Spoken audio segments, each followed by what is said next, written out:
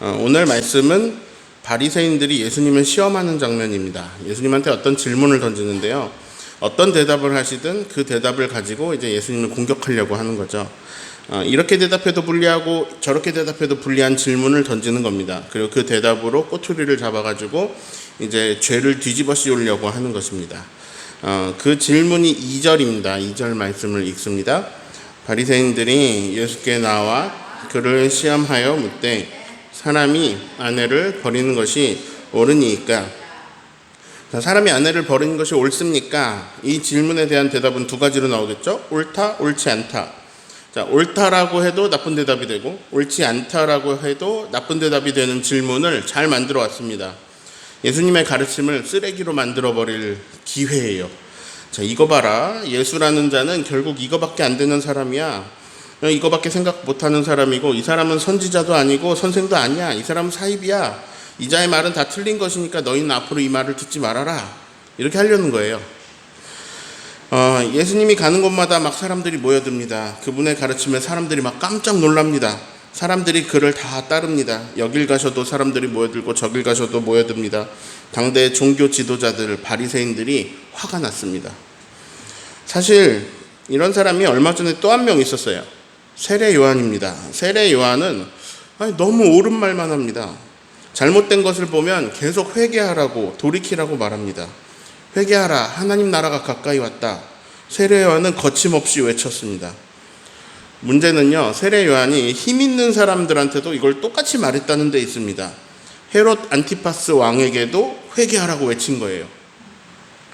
헤롯 안티파스 왕은요, 로마 전체의 왕은 아니고 그 관할 구역의 이제 분봉왕이라 그러거든요. 이 분봉왕, 이 왕이 자기 동생의 아내를 뺏었어요. 그 여인의 이름이 헤로디아인데요. 이 헤로디아는 권력을 좋아했습니다. 그래서 권력이 없는 자기 남편을 버리고 자기 남편의 형, 그 헤롯 안티파스 분봉왕에게 시집을 왔습니다. 세례 요한이 보기에는요, 그게 악한 일이었습니다. 세례 요한은 헤롯과 헤로디아를 볼 때마다 회개하라 라고 외칩니다. 그러자 헤롯 왕은 세례 요한을 감옥에 가둬버렸습니다. 어느 날 높은 사람들이 모인 잔치자리에서 헤로디아의 딸 살로메가 춤을 추는데요. 헤롯 왕은 기분이 너무 좋았습니다. 그래서 이렇게 말합니다. 네가 소원을 말해라. 원한다면 나라의 절반이라도 주겠다. 살로메가 무슨 소원을 말할까 하다가 엄마한테 가서 물어봤더니 헤로디아는 눈에 가시인 세례 요한의 머리를 쟁반에 담아서 달라고 그런 말을 합니다. 헤롯 왕은 속마음으로는요, 세례 요한을 존경하고 있었어요. 물론 자기가 감옥에 가두긴 했지만 세례 요한이 하는 이야기들이 옳다라는 걸 알고 있었습니다. 그 이야기를 듣기를 또 좋아했습니다. 그런데 지금 다른 높은 사람들 앞에서 한 약속이라서 그 딸의 청을 들어줄 수밖에 없었습니다. 세례 요한은 그렇게 감옥에서 죽고 말았습니다. 바리새인들은 속이 시원했을 겁니다. 왜냐하면 세례 요한을 막 사람들이 다 따랐거든요. 사람들이 와서 그 앞에서 회개를 하고 세례를 받고 그랬거든요. 그러니 눈에 가시 같은 사람을 로마 사람들이 처리해 주니까 속이 시원했을 겁니다. 근데 문제는요, 더 이상한 놈이 나타난 거예요. 더 지혜롭고 더 뛰어난 가르침으로 사람들을 선동하고 있습니다. 가는 곳마다 무리가 모여들고 막 병든 사람이 낫고 그의 소문은 날로 커집니다. 어떻게 저자를 넘어뜨리지? 그들은 그래서 어려운 문제를 만들어 왔습니다. 사람이 아내를 버리는 것이 옳습니까? 옳다, 옳지 않다. 둘 중에 예수님은 뭐라고 해야 될까요? 옳다고 해볼까요? 그러면 진짜로 아내를 버려도 된다고요? 이 고생한 아내를 배신하라는 말입니까? 그렇게 나쁜 행동을 해도 된다는 말씀입니까? 이렇게 나오겠죠. 근데 이제 사실 이거보다 그들이 준비한 그림은 더 컸습니다. 그들이 세례 요한 이야기를 꺼내려고 했을 거예요. 옳다면, 그러면 세례 요한은 왜 헤롯 왕께 회개하라고 했습니까?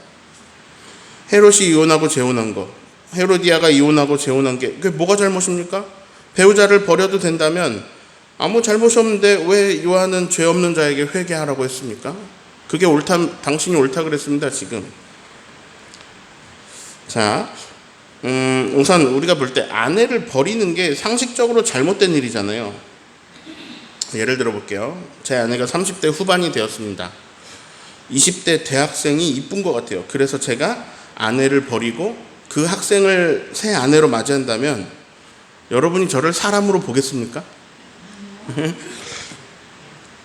아니, 상식적으로 이게 잘못된 걸 누구나 알겠죠.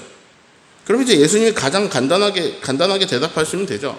아내를 버리는 것은 옳지 않다. 근데 이러면 큰 문제가 생깁니다. 왜냐하면 율법 때문입니다. 바리새인들이 말할 겁니다. 아니, 그러면 모세는 이혼 증서를 써주라고 하지 않았습니까? 이 당신의 가르침은 율법의 위배가 되는군요. 당신은 율법을 따르지 않는 악한 자입니다. 당신을 종교 재판에 넘기겠소. 자, 이렇게 율법을 문제 걸고 나오거나 아니면 이렇게 나올 수도 있습니다. 당신은 지금 이 지역 분봉왕 헤롯 왕과 헤로디아가 지금 자기 배우자를 버리고 다시 재혼해서 살고 있는데 그럼 그분들이 잘못했다는 말입니까? 세례요한하고 똑같이? 세례요한도 그거 보고 잘못했다고 말하다 죽었는데 당신도 이제 잡혀가야 되겠소. 이렇게 말할 수 있는 거죠. 이 바리새인들이 만들어 놓은 덫에 예수님이 이제 대답을 하셔야 되는데요. 예수님은 어떻게 하실까요? 3절을 읽습니다. 대답하여 이르시되 내가 어떻게 너희에게 명을. 예수님은 이들의 생각을 아시고 도리어 질문을 하십니다. 율법에는 어떻게 되어 있느냐? 바리새인들이 대답합니다. 4절을 읽습니다. 이르되 모세는 이혼 증서를 써주어 버리기를 허락하였나이다. 자, 하나님이 모세에게 주신 법에 의하면 아내를 버리는 걸 허락했다는 말입니다. 이것은 모세가 아내를 버리는 걸 허락한 것이 되고요. 하나님이 아내를 버리는 것을 허락했다는 말이 되네요. 예수님, 바리새인 이거 다 떠나서 누군가 이거를 지금 바리새인들의 이 생각을 똑같이 생각을 해서 질문할 수 있을 것 같아요. 자, 율법은 하나님이 주신 게 맞나요? 네. 율법에 이혼 증서를 써주라고 하신 거 맞나요? 네. 그러면 하나님이 아내를 버리는 것을 허락하신 게 맞네요? 근데 뭔데 당신이 그걸 잘못됐다고 합니까? 자, 아까 예시로 돌아갑시다. 제 아내가 30대 후반이 되었습니다. 20대 대학생이 이쁜 것 같아요. 아하, 이혼 증서를 써주면 아내를 버려도 되지. 하나님이 이를 허락하셨지. 율법이 이걸 허락하고 있지. 그러므로 나는 아내를 버리겠다. 자, 지금 예수님이 시험에 빠진 상황이건 말건 지금 제가 하는 이 얘기를 듣고 뭔가 잘못됐다는 생각이 드시나요? 뭔가 잘못된 것 같다 이런 생각이 드세요? 아내를 막 버려도 되나요? 아니, 율법에 허락되어 있거든요. 말씀에 된다는데 뭐가 잘못입니까? 근데 마음은 뭔가 좀 막 잘못된 것 같죠? 저를 따라합니다. 사람이 중요합니다. 네, 이게 오늘 설교 제목입니다. 사람이 중요합니다. 지금부터 제 설명을 잘 들어야 헷갈리지 않으실 수 있습니다. 자, 무인도에 살면요, 혼자 살면 법이 필요하지 않습니다. 사람은 사회를 이루어 살아갑니다. 그러다 보면 이제 뭔가 룰이 점점 필요해져요. 어떤 약속이 필요합니다. 규칙, 법 이런 게 필요합니다. 예를 들어서 여러분은 박수 칠 자유가 있습니까? 있잖아요. 내가 박수 친다는데 누가 뭐라 그래요? 내가 내 손뼉 가지고.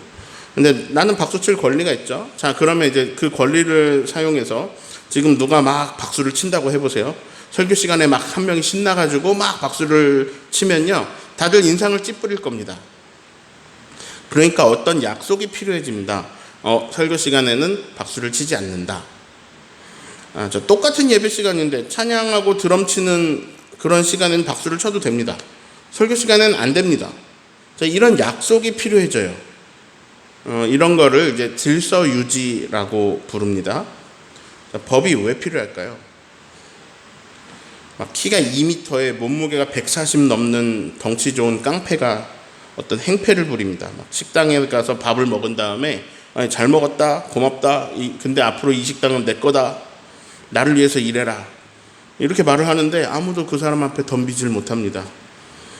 지나가는 여성에게 지금부터 너는 나의 7번째 아내다, 가던 길을 멈추고 우리 집으로 가라. 이렇게 말을 하고 하는데도 아무도 그를 제지하지 못합니다. 그 사람보다 힘센 사람이 없으니까 모두 그 사람 마음대로 막 하고 있는데 그 사람 마음대로 하는 게 우리는 싫잖아요. 다들 싫잖아요. 자, 그래서 여기서 법이 생기는 거예요. 법으로 그런 짓을 못하게 하자고 약속을 하는 거예요. 그래서 법에다가 강력한 힘을 부여하기로 약속을 하고 이 사람의 이 깡패의 강한 힘을 더 강한 법의 힘으로 제어를 하는 거예요. 그렇게 사회의 질서를 유지시키는 거예요. 즉, 법은요, 약자를 보호하기 위해서 생겨나요. 이런 룰, 이런 규칙, 이런 제도 같은 거는요, 약자를 보호하면서 또 사람들의 편의를 좋게 해주면서 이게 만들어지게 됩니다. 자, 우리는 파란불에 가고요, 빨간불에 서자라는 어떤 제도를 만들어서 그 약속대로 합니다. 그대로 하면요, 신호등이 없을 때보다 훨씬 더 빠르고 편하게 도로를 이용할 수 있게 됩니다. 자, 그래서 이 법이 있으면요, 이런 제도가 생기면요, 누구에게 좋냐? 힘없는 사람에게 좋습니다. 근데요, 힘센 사람도 파란불에 건너가고 더 빨리 갈 수 있게 되죠. 그러니까 힘센 사람도 파란불에 갑니다. 힘없는 사람도 파란불에 갑니다. 그러니까 둘 다 살만한 세상이 되는 거예요. 이렇게 제도와 규칙들이 생겨요. 근데 그런 규칙이나 제도나 법이 없으면 항상 힘 있는 사람이 먼저 가고 힘없는 사람들은 끝없이 기다려야 될 거예요. 자, 그래서 법칙, 규칙, 제도 이런 거는요, 이제 다 같이 잘 지내기 위해서 생기는 거고요. 그것은 곧 약자들을 보호하고 배려하기 위해서 생기는 거라는 겁니다. 그러면 율법에 이혼 증서를 써주라는 법은 왜 생겼을까요? 결론만 말씀드릴게요. 이 법도 다른 법들과 마찬가지로 약자를 보호하고 사회 질서를 유지하기 위해서 생긴 겁니다. 자, 율법이 주신 그 당시는요, 전적으로 남성 중심 사회였습니다. 여성은 사람으로 존중받는 게 아니고요, 물건, 재산 정도로 취급받았어요. 인격이 아니었어요. 안 그래도 여성이 살기 힘든 시대였는데요.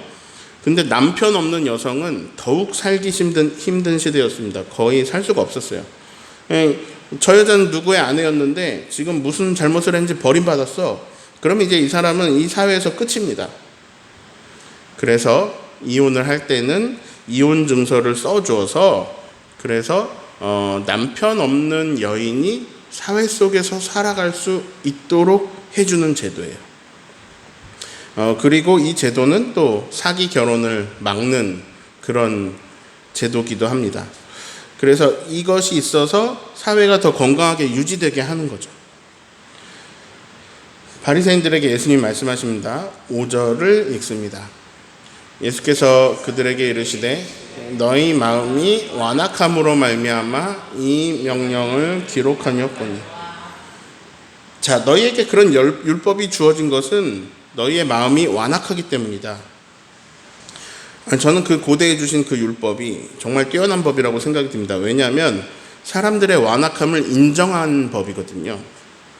자, 원래 그러면 안 돼. 원칙은 원래 그러면 안 되는데 아내를 버리면 안 돼. 근데 그 안 되는 걸 하는 놈들이 있다는 말이죠. 완악한 놈들이 있다는 거를 인정하는 겁니다. 그러면 안 되지만 그래도 어떡합니까? 그런 사람들이 있는데요. 그래서 그런 사람들로부터 버림받는 여성들을 보호하고 봐야죠. 그래서 그런 현실적인 율법이 주어진 겁니다. 그러나 이것은 어떤 보호하기 위해서 만들어진 것이지 결혼의 본질이 아니죠. 결혼의 본질은 완악한 마음으로 아내를 버리는 데 있지 않습니다. 결혼의 본질이 무엇인지 6, 7, 8, 9절을 읽습니다. 창조 때로부터 사람을 남자와 여자로 지으셨으니 이러므로 사람이 그 부모를 떠나서 그 둘이 한 몸이 될지니라. 이러한즉 이제 둘이 아니요 한 몸이니 그러므로 하나님이 짝지어 주신 것을 사람이 나누지 못할지니라 하시더니. 네, 결혼할 때 목사님들이 제일 많이 읽어주시는 말씀이죠. 둘이 한 몸이 되는 것이 결혼입니다. 예수님은 바리새인들의 질문에 본질적인 대답을 해주셨습니다. 결혼은 이런 것이다. 남자와 여자가 부모를 떠나서 한 몸이 되는 것이다. 그것은 하나님이 짝지어 주신 것이다. 자, 이게 뭡니까? 칼입니다. 칼은 좋은 거예요, 나쁜 거예요? 강도가 칼을 들고 있으면 칼은 나쁘게 사용되는 거죠. 요리사가 칼을 들고 있으면 칼은 좋은 데 사용되고 있죠. 자, 그래서 칼은 칼입니다. 칼은 칼이에요. 칼이 좋은 것이냐 나쁜 것이냐 이런 토론은 무의미해요. 칼보다 중요한 건 이 칼을 사용하는 사람입니다. 방금 제가요 설교 제목을 말했어요. 칼보다 사람이 중요합니다. 칼보다 그것을 쓰는 사람이 중요합니다. 오늘 설교는 이런 내용을 담고 있어요. 뭐뭐보다 그것을 사용하는 사람이 중요합니다. 자, 예를 들어 볼게요. 어떤 규칙이 있습니다. 자, 그 규칙이 무엇이냐는 중요한 일이에요. 그 규칙이 뭐냐에 따라서 달라지니까. 근데요, 그 규칙이 무엇이냐보다 더 중요한 게 있습니다. 그 규칙을 사용하는 사람입니다. 자, 그래서 여기서 지금 이 네모는 도구예요, 도구. 이 도구는 가치 중립적입니다.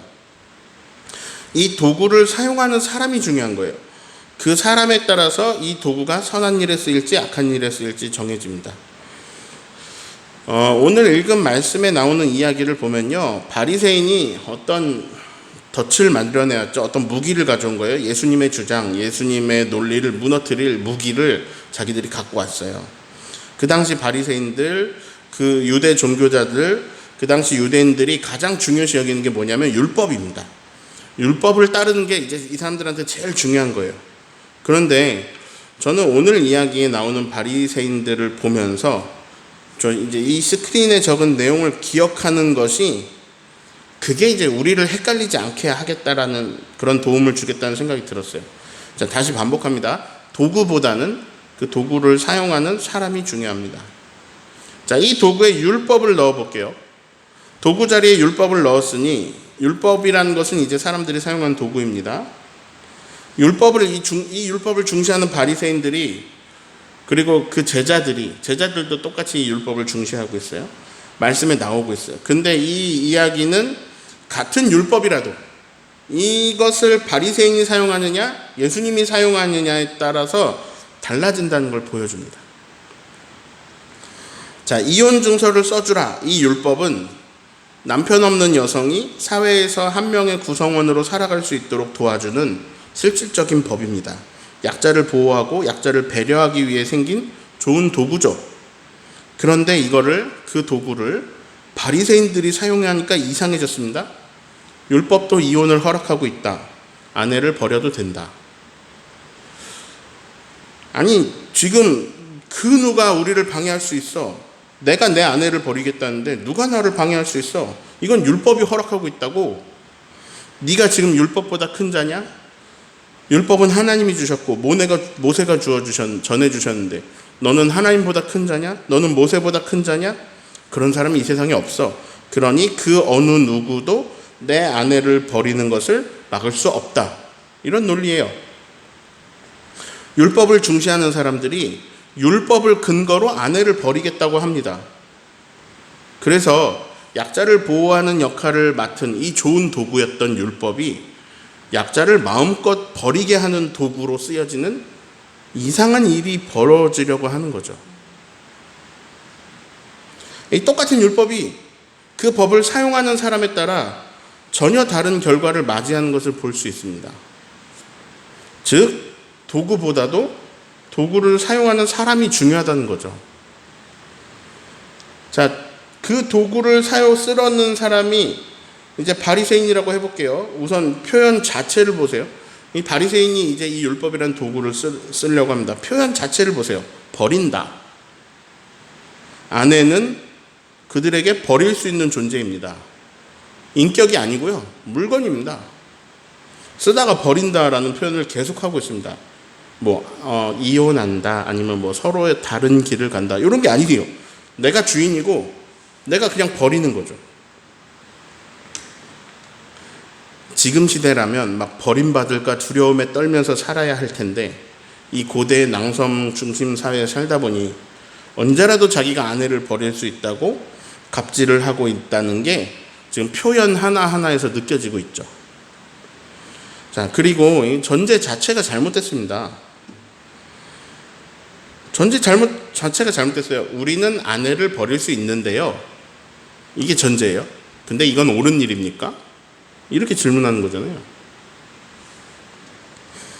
예수님은 바리새인들에게 6, 7, 8절로 결혼의 본질을 알려주셨죠. 그 대답을 하신 다음에 제자들에게는 이렇게 말씀하십니다. 11, 12절을 읽습니다.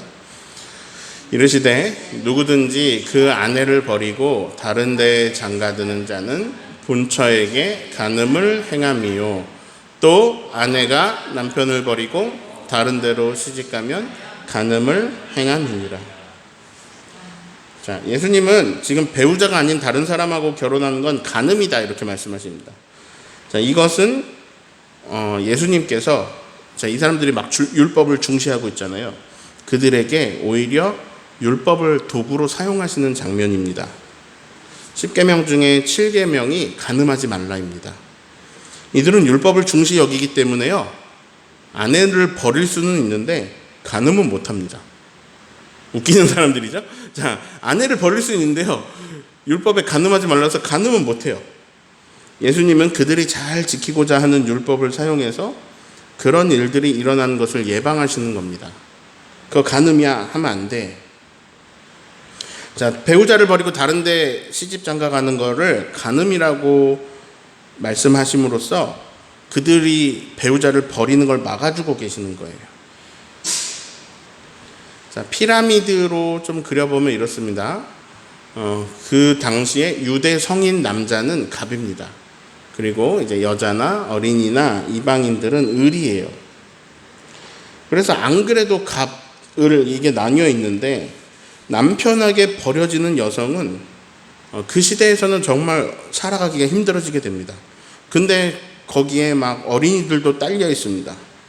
그러니까 이 당시에 남자가 아내를 버리는 일은 힘없는 여성과 힘없는 어린이들이 정말 살아가기 힘든 구조 속으로 이렇게 거의 죽으라고 하는 얘기나 마찬가지입니다. 자, 그 중에서도 유대 성인 남자들 중에서도 유대 종교 지도자들, 바리새인들은 이 피라미드 꼭대기에 있는 슈퍼갑이에요. 그들은 율법을 마음대로 해석해서 지금 아내를 버려도 되는 명분을 다 마련했습니다. 그래서 아무런 죄책감도 없이 아내를 버리고 자식을 버릴 겁니다. 왜냐? 자기들이 중요시 여기는 율법에 있으니까요. 그런데 예수님이 만약에 그것이 옳지 않다라고 대답하신다면 율법을 거스르는 자로 예수님을 몰아세워서 종교 재판에 세울 겁니다. 자, 예수님이 대답하십니다. 그 율법은 너희 마음이 완악하기 때문에 기록된 법이다. 하지만 결혼은 그런 게 아니다. 하나님이 짝지어 주신 것을 사람이 나눌 수 없다. 자, 예수님은 그들에게 이렇게 대답하심으로 수많은 여성들, 수많은 아이들이 버려지는 것을 막으십니다. 또한 십자가의 7계명의 간음을 언급하심으로써, 간음하지 말라를 언급하심으로써 더 강력하게 여성들과 아이들이 버려지는 것을 막아주십니다. 근데 이제 옳다 옳지 않다로만 보면 예수님은 결국 아내를 버리는 것이 옳지 않다고 대답하신 거예요. 자, 근데 이제 우리가 진짜로 헷갈리지 말아야 될 부분이 있습니다. 여기가 중요해요. 여기를 헷갈리면 이상한 결과가 나옵니다. 자, 잘 들으셨는지 질문할게요. 도구가 중요한가요? 그 도구를 사용하는 사람이 중요한가요? 자, 그 도구 자리에 칼을 넣어도, 규칙을 넣어도, 어떤 제도를 넣어도, 막 율법을 넣어도, 그 무엇을 넣어도 마찬가지예요. 사람이 중요합니다. 그러면 이 도구의 자리에 성경을 넣으면 어떨까요? 자, 성경이 좋은 거예요? 나쁜 거예요?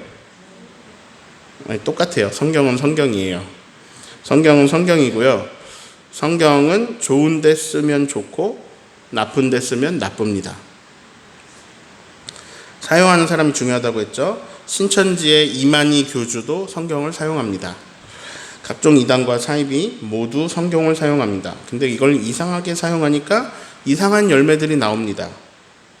그런데 이단이나 사입이 그들뿐만 아니라 어떤 그냥 평범한 목사님도, 그냥 평범한 장로님, 평범한 그리스도인들도 이 오류를 범할 수 있습니다. 어떤 오류냐면요, 바리새인이 율법을 이렇게 절대화하듯이, 그래서 이걸 도구가 아니고 절대화하듯이 성경 말씀을 절대화하는 겁니다. 방금 잘못 들은 거 아닐까요? 목사님이 방금 성경을 절대화하는 걸 보고 오류라고 말했습니다. 잘못 들은 거 아닐까요? 네, 성경을 절대화하는 것은 오류입니다. 자, 예를 들어 볼게요. 예수님이 하신 말씀, 하나님이 짝지어 주신 것을 사람이 나눌 수 없느니라. 이 말씀은 성경 말씀이고, 심지어 이 말은 사도 바울이나 사도 베드로의 말이 아니고 예수님의 말입니다. 그럼 이 말씀만큼 확실한 게 없는 거죠. 예수님 말씀이에요. 그런데 이런 말씀조차도 이 말씀 자체보다 사용하는 사람이 더 중요합니다.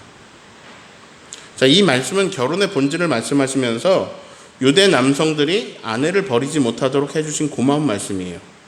즉, 이 말씀 또한 약자를 보호하고 배려하기 위해서 주신 말씀입니다. 어떤 가정에서 가정폭력이 너무 심합니다. 맨날 얼굴이 멍투성이고 막 갈비뼈가 부러지고 하루하루를 공포 속에서 살아가는 사람이 목사님을 찾아왔습니다. 목사님, 제가 이혼을 생각하고 있는데요. 근데 그때 목사님이 그분의 말을 끊으면서 안 됩니다. 예수님께서는 하나님이 짝지어 주신 것을 나눌 수 없다고 하셨습니다. 이렇게 상담해 주면 안 된다는 거예요. 자, 성경 말씀은 생명을 보호하고 생명을 살리고 일으키고 하기 위해 주신 말씀들입니다. 성경의 하나님 나라 증언은 계속해서 한 방향으로 가는데 폭력에서 평화의 방향을 향해 갑니다. 그런데 이 말씀들의 본질을 모르고 이 말씀이 어느 배경에서 나온 것인지, 어느 청중에게 주신 것인지, 어느 상황 속에 어떤 의도로 나온 말씀인지 전혀 고려하지 않은 채 이혼은 예수님이 금한 거기 때문에 안 됩니다. 이혼은 안 되는 거예요. 당신이 맞고 살든 말든 이혼은 안 됩니다. 이렇게 하면 이건 실수입니다. 당신은 폭력 속에 살아도 마땅하고 그 폭력 상황 자체가 하나님이 주신 것이니 만족하시고 거기서 참으면서 살아가십시오. 이런 말이 되는 건데요. 이거는 실수예요. 또 만약에 서로의 상처를 보듬으면서 그동안 서로 상처받은 것들을 다 서로가 이제 보듬으면서 서로를 존중하면서 새 출발을 하려는 그런 재혼 가정에게 예수님 말씀을 적용하면서 다른 데로 시집 가놓으면 간음입니다. 간음죄를 짓지 말고 재혼을 포기하세요. 이렇게 상담해 준다면 이런 말씀의 적용도 실수입니다.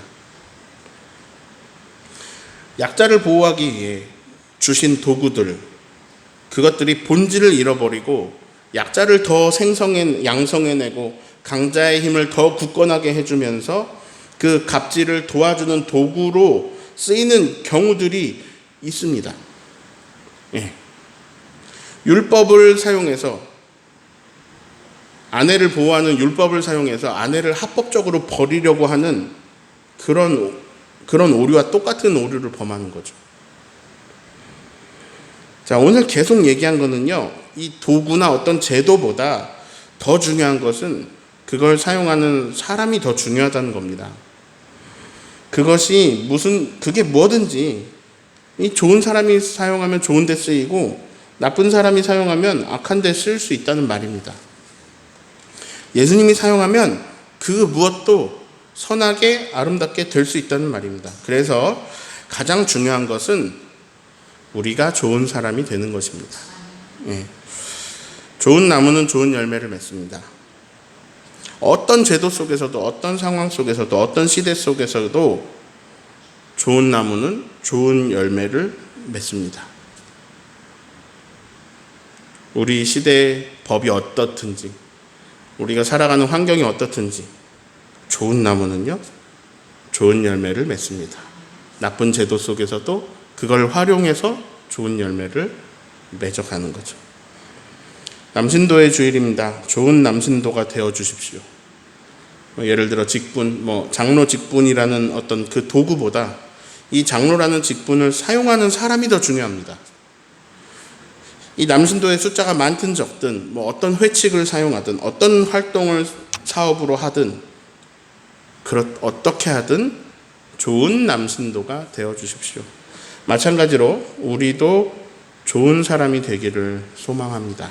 좋은 신앙인, 좋은 성도, 좋은 나무가 되어서 예수님 바라시는 좋은 열매 맺는 저와 여러분 되시기를 예수님의 이름으로 축원합니다. 아멘.